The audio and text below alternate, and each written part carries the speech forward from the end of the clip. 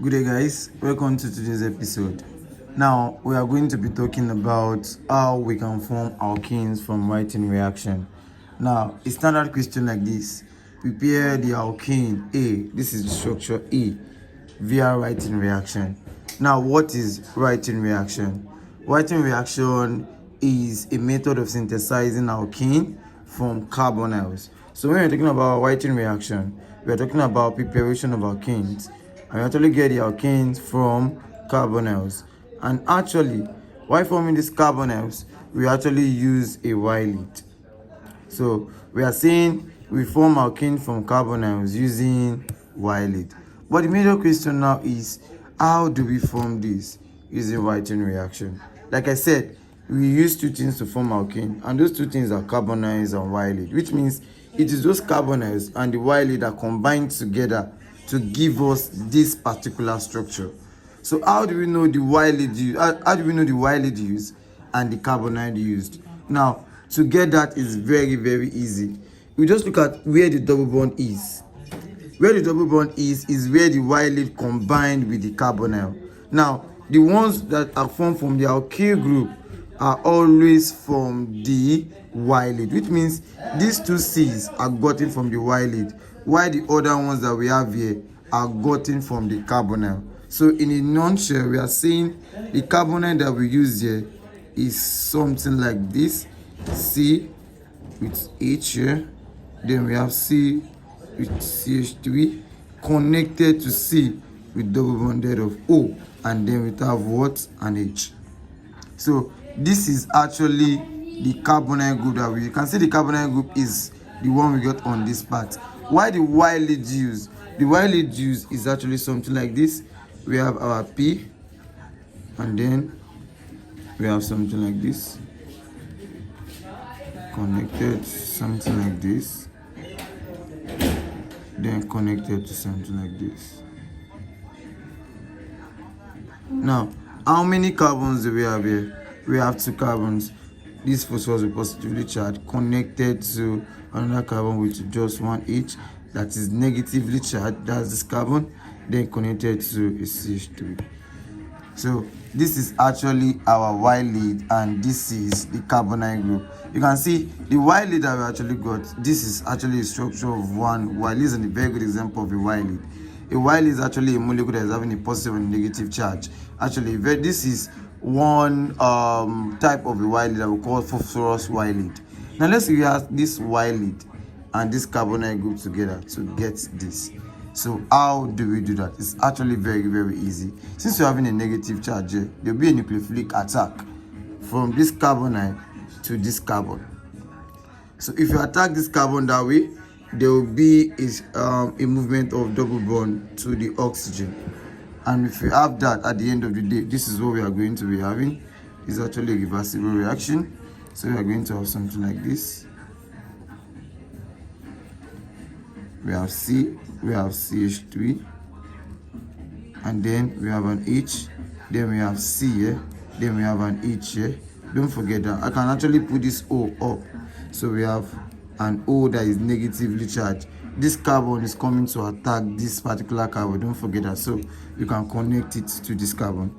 So connecting to this carbon, don't forget that we also connect this particular carbon is also connected to CH3. So I can put the CH3 down, and then it's connected to phosphorus that's connected to a phenyl group, and we have those phenyls and threes. So this is the structure made when connecting this to this. But don't forget that this our phosphorus here is positively charged. Now I can actually restructure this to be something like this. Don't forget that this CH2 we have an H here. Now I can restructure this because there's a positive and negative here. Let me try to put this positive and negative side by side. Then I'm going to be having something like this. If we have something in the middle, good, to show that it's a benzene ring. So I'm going to have something like this. Good. We have this, we have this, we have this. Then we have C connected to CH3. Then we have an H. Now it's connected to C with an H. Then we have an O negative here.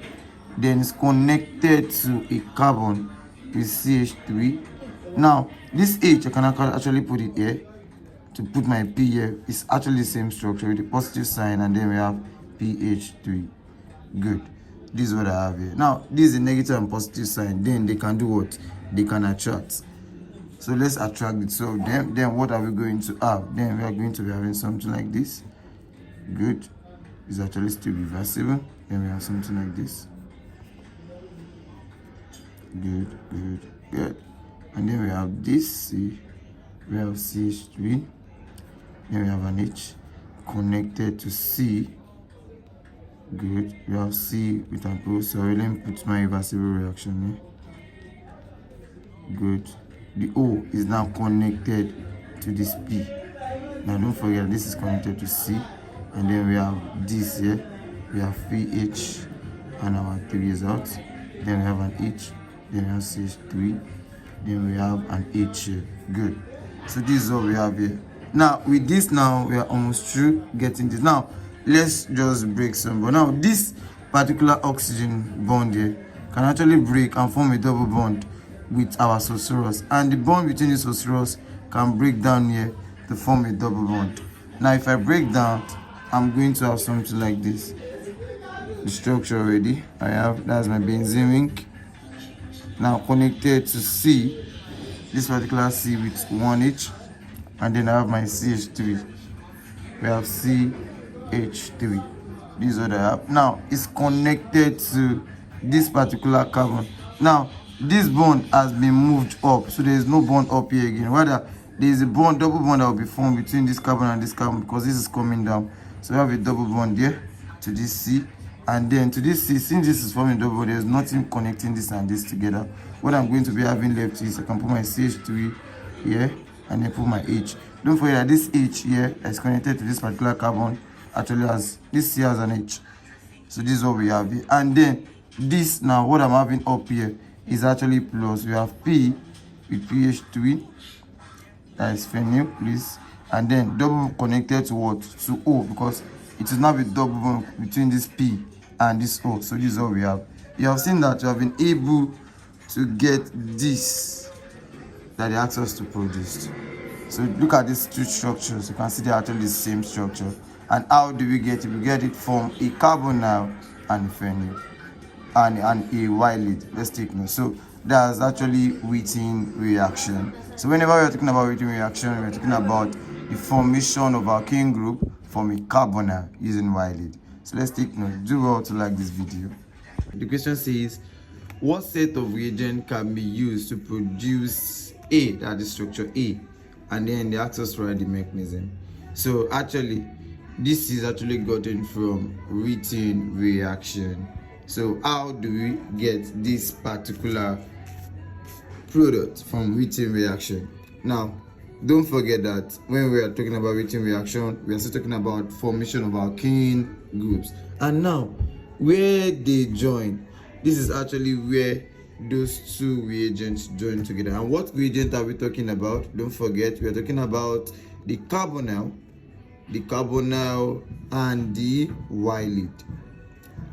So now let's talk about how we can actually get this two reagents from here. So like I said earlier, where they join, this is where we actually this is where the carbonyl and the Y lead join together. So automatically our carbonyl, the carbonyl will be this, the one that's O. So this is the carbonyl, and this will be the one connected to the Y lead. And the Y lead, majorly we use phosphorus Y lead. So we have the pH connected to another pH, that's the phenyl group. Yeah, phenyl, and then it's connected to our C. This P is positively charged, the H is negatively charged. We have an H here, and then we have CH3. Confirm. So now this is what we have. So these are the reagents. So you have answered that question. The set of reagents that form this is the reagent. So now the next thing now is we are going to react these two reagents together to get, because they asked us to write the mechanism of forming this. So which is actually very, very easy as well. So first thing is we are going to have a nucleophilic attack. That means this particular carbon that is negatively charged, we come here and attack this carbon because the electron density here is actually high. So there's a carbon here, and then the double bond connected to oxygen, we break on oxygen. So we're going to have a reversible reaction. reversible reaction, and in the reversible reaction, then we are going to have something like this. We have a single bond, O will be negatively charged, and then don't forget that to this carbon now there will be a connector to this carbon that is negatively charged, and then we have something here. This is connected to P, and the P is positively charged, and then we have a carbon H here, and to this P, don't forget that it's connected to pH, and another word pH. I can rearrange this very well since we're having positive and negative. So let's try to arrange this very well so we can get something like a square, just like the previous question. So let's say this is connected to C, this is connected to an O that is negatively charged, this, and then we have H here, and then it's connected to, let's put the P up here because the P is now positively charged, and then it's connected to pH in threes. Good. So this is what we have. Confirm. So we have this, the C. Nice. So let's go. Don't forget that this C negatively charged is actually having a CH3. So we have an CH3 here. So there is a CH3. Confirm. So we have been able to rearrange because carbon must always form a 4 bond. Now, this is a positive and negative sign, then they can actually attract. So if they attract, this is actually reversible too. Good. So I'm going to have something like this. Good. So this now is connected to C, then we have an O, and we have a P. They'll be connected together this way. Confirm. And then we have CH3, we have an H. To this P is connected to a phenyl group in threes. So now we are almost through. Now let's try to break some bonds. So what are we going to do? To this particular one, this bond will break here to form a double bond here, and this bond will break on these two to form a double bond. So at the end of the day, the product that we are going to get, let me start from the products, our main product that we need, which is the alkene group, starting from the 5-member ring, this. Good. And then it's connected to carbon. Don't forget that because this bond breaks on here, so we're going to have a double bond with this carbon, and then it's connected to a CH3, and then we have an H down.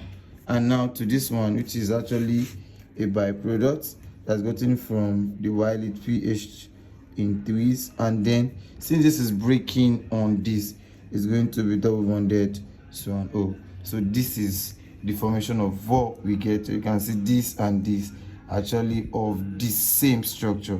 This is actually the mechanism seen here. So do well to like this video. Thank you so much.